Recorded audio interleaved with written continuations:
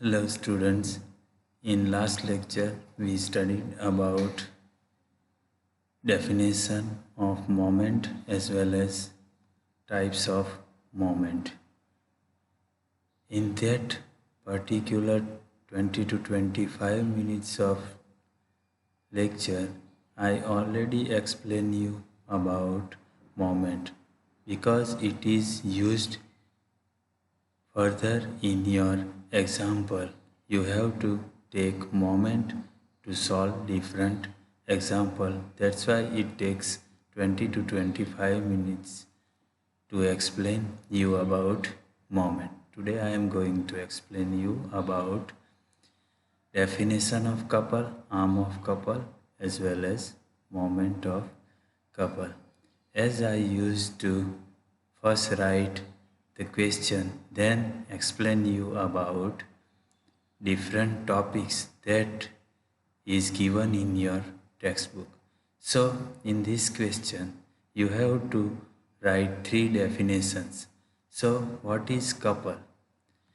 બળ યુગ્મ કોને કહીશું કે બે સરખા મૂલ્યના પરંતુ પરસ્પર વિરુદ્ધ દિશાના બે બળો જે છે એનું મૂલ્ય સરખું છે પરંતુ બંનેની દિશા એકબીજાની વિરુદ્ધ છે તથા બંને ફોર્સ જે છે જેની લાઇન ઓફ એક્શન એકબીજાને સમાંતર અને એ લાઇન ઓફ એક્શન જે છે તે બંને ફોર્સની એક નથી તો તેવા બે બળો દ્વારા બળયુગ્મ બને છે અથવા એવા બે બળોની જોડને બળયુગ્મ અથવા કપલ કહે છે. કપલની અંદર બે બળો હોય છે પરંતુ એ બંને બળો જે છે જેની મૂલ્ય સરખું પરંતુ દિશા વિરુદ્ધ બંનેની લાઇન ઓફ એક્શન એકબીજાને સમાંતર તથા બંનેની લાઇન ઓફ એક્શન એક હોતી નથી બંનેની કાર્યરેખા એક નથી તેવા બે બળ દ્વારા કપલ બને છે. તો તેનું એક એક્ઝામ્પલ છે કે જેની અંદર જ્યારે આપણે સાયકલ ચલાવીએ છીએ ત્યારે સાયકલના પેડલ ઉપર જ્યારે બંને પગ દ્વારા આપણે ફોર્સ એપ્લાય કરીએ છીએ ત્યારે એ પેડલ ઉપર કપલ લાગવાના લીધે એ સાયકલ આપણે આગળ લઈ જઈ શકીએ છીએ. તો સાયકલના પેડલ ઉપર જે ફોર્સ એપ્લાય કરવામાં આવે છે તેને બળ ન કહેતા કપલ અથવા તો બળયુગ્મ લાગે છે એમ કહેવામાં આવે છે. This one is the first example related to couple. Second one is when you drive a car. જ્યારે તમે કાર ચલાવો છો ત્યારે કારના સ્ટેરિંગ ઉપર જ્યારે કારને ટર્ન લેવાનું હોય ત્યારે બે હાથ વડે એ વ્હીલને ઉપર સ્ટેરિંગ વ્હીલ ઉપર જ્યારે તમે કપલ એપ્લાય કરશો રાધર દેન ધ ફોર્સ, હું ફોર્સ નથી એપ્લાય કરવા કહેતો પણ એ સ્ટેરિંગ ઉપર જ્યારે કપલ લાગશે ત્યારે જ એ કાર ટર્ન કરી શકશે. તો this one are the example related to couple. હવે આગળ જોઈએ what is arm of couple. તો બળયુગ્મના બે બળો કે કપલ બનતા બે બળો વચ્ચેના લંબ અંતરને યુગ્મભુજ અથવા આર્મ ઓફ કપલ કહે છે. તો અહીં બે હાથ છે. એક હાથ દ્વારા ઉપરની તરફ ફોર્સ એપ્લાય કરવામાં આવે છે જે એફ દ્વારા દર્શાવ્યું છે. બીજા હાથ દ્વારા નીચેની તરફ ફોર્સ એપ્લાય કરવામાં આવે છે જેના લીધે સ્ટેરિંગ ઉપર કપલ લાગે એમ કહેવામાં આવે. તો એક ફોર્સ જે નીચે અને બીજો ફોર્સ જે ઉપર છે બે વચ્ચે જે અંતર છે જેને જો આપણે એક્સ દ્વારા દર્શાવીએ તો x is the arm of couple કારણ કે કપલ બનાવતા બે ફોર્સ વચ્ચેના લંબ અંતરને બે વચ્ચે આ લંબ અંતર થયું ફોર્સની લાઇન ઓફ એક્શન અને એક્સ વચ્ચેનું અંતર જે છે એ એકબીજાને લંબ છે એટલે કે બળયુગ્મના બે બળો કે કપલ બનાવતા બે બળો વચ્ચેના લંબ અંતરને યુગ્મભુજ કહે છે. The perpendicular distance between two forces which create couple is known as arm of couple. So you easily understand that what is arm of couple. It is nothing but a distance between two forces which generate couple on a substance. So next one is the moment of couple. કે બળ યુગ્મ ધૂર્ણ શું છે? The moment of couple કે બળ યુગ્મ બનાવતા બળ અને યુગ્મભુજના ગુણાકારને બળ યુગ્મ કહે છે. What is moment of couple? It is the product of force which create couple and the perpendicular distance between two force which create couple. તો મોમેન્ટ ઓફ કપલ એ શું છે? તો મોમેન્ટ ઓફ કપલ એટલે બળયુગ્મ બનાવતા બળ. તો બળયુગ્મ બનાવતું બળ અહીં પી લઈએ, બરાબર, કે બળયુગ્મ જે બનાવે એફની જગ્યા ઉપર પી લઈએ તો moment of couple is equal to P, જે બળયુગ્મ તૈયાર કરે છે એ બળયુગ્મ બનાવતું બળ, અને યુગ્મભુજ એટલે it is a arm of couple, that is equal to which is specified by x. So p into x is the moment of couple. p જે કપલ બનાવે છે અને બે ફોર્સ વચ્ચેનું જે લંબ અંતર છે જે આપણે x દ્વારા દર્શાવ્યું છે. So the moment of couple is equal to p which create couple multiply with x which is the arm of couple. So moment of couple is a product of force which is used to create couple and the perpendicular distance between those two forces. So these are the three definitions which is useful to attempt this type of question. Now explain types of couple with sketch. Now we will go to know about types of couple. As we know about types of moment, and that is same as in the types of couple also. જેવી રીતે આપણે મોમેન્ટના પ્રકારની અંદર જોઈ ગયા કે મોમેન્ટના બે પ્રકાર છે. One is clockwise moment and another one is anti clockwise. Same way કપલના પણ બે પ્રકાર છે અને બંનેના નામની આગળ આવશે clockwise couple as well as anti clockwise couple. તો જે કપલ પદાર્થને ઘડિયાળના કાંટાની દિશામાં ફેરવે તો તે કપલને ક્લોકવાઇઝ કપલ કહેવાય છે, જે પોઝિટિવ લેવામાં આવે છે.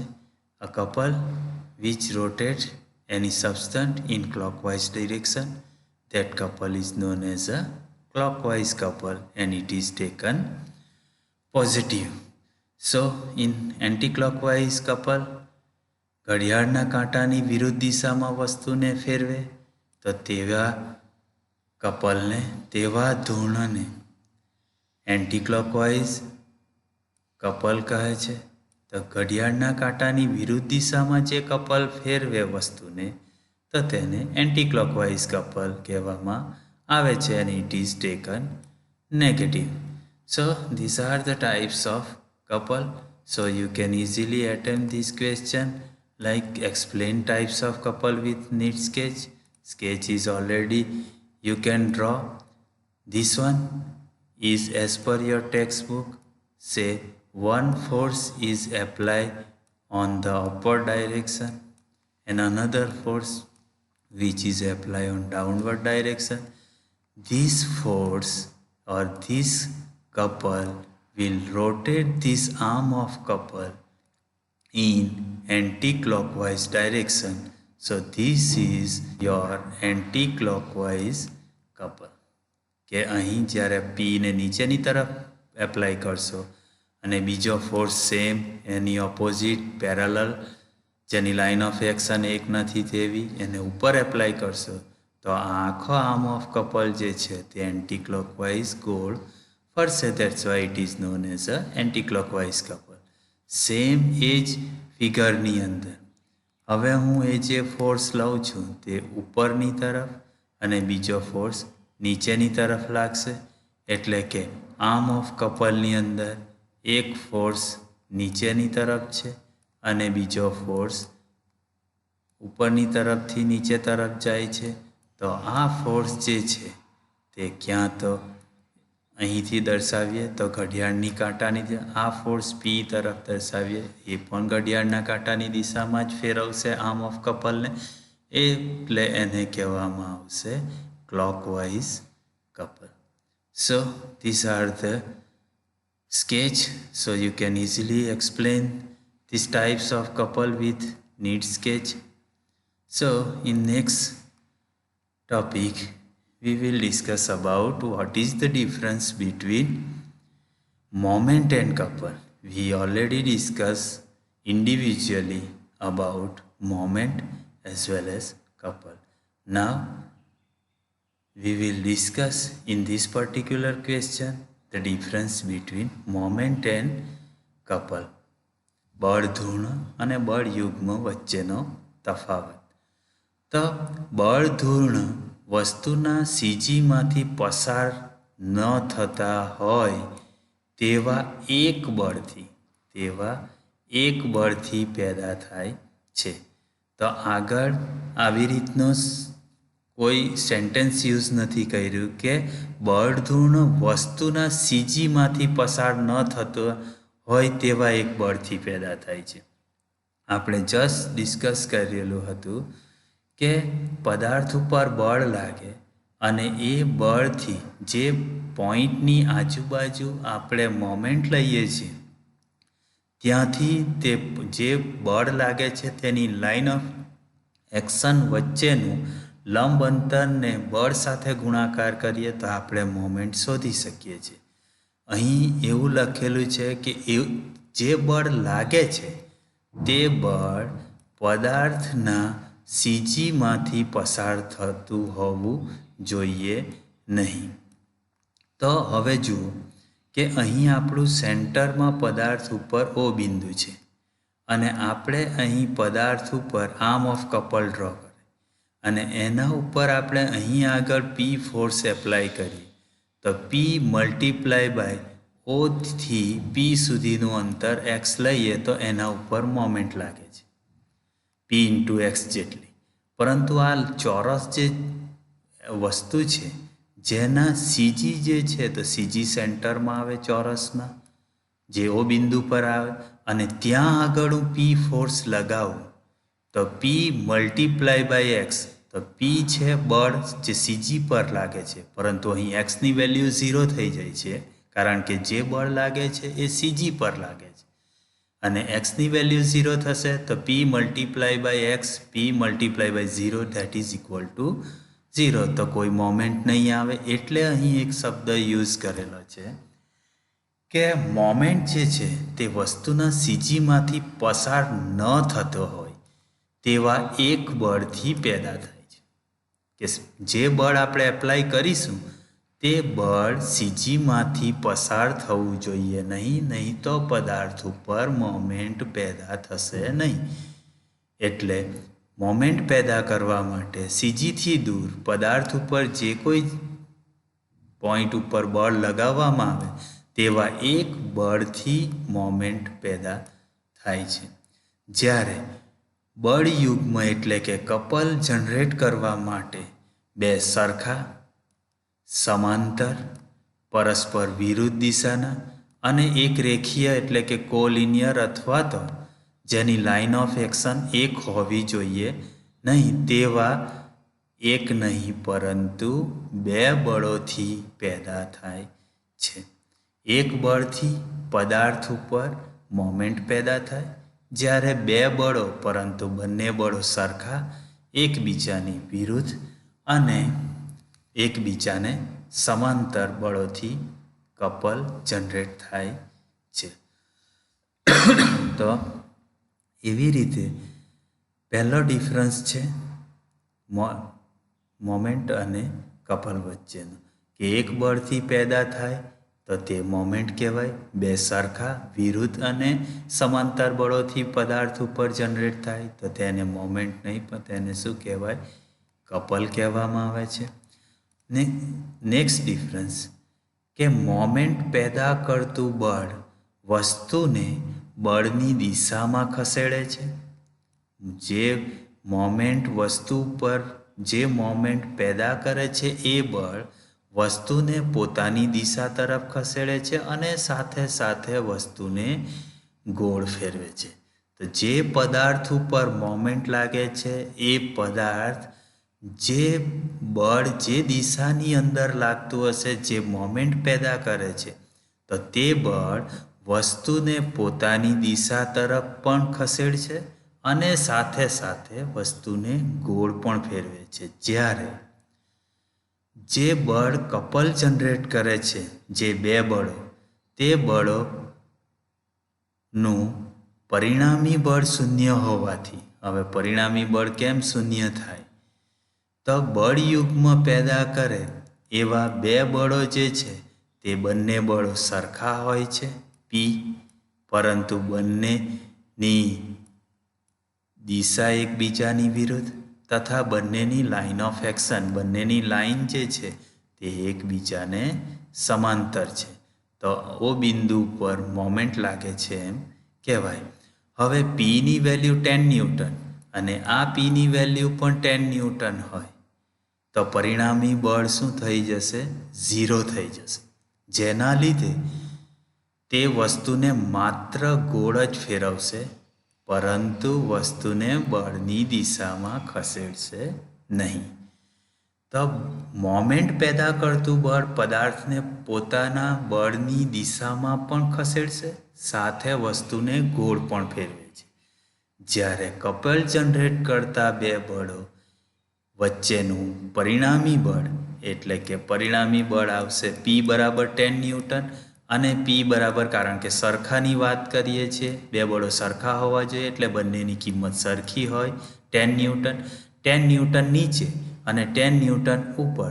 સો વેક્ટર સમીશન કરીએ તો એ બંનેની દિશા વિરુદ્ધ હોય છે એટલે 10 minus 10 કરશો, that is equal to 0.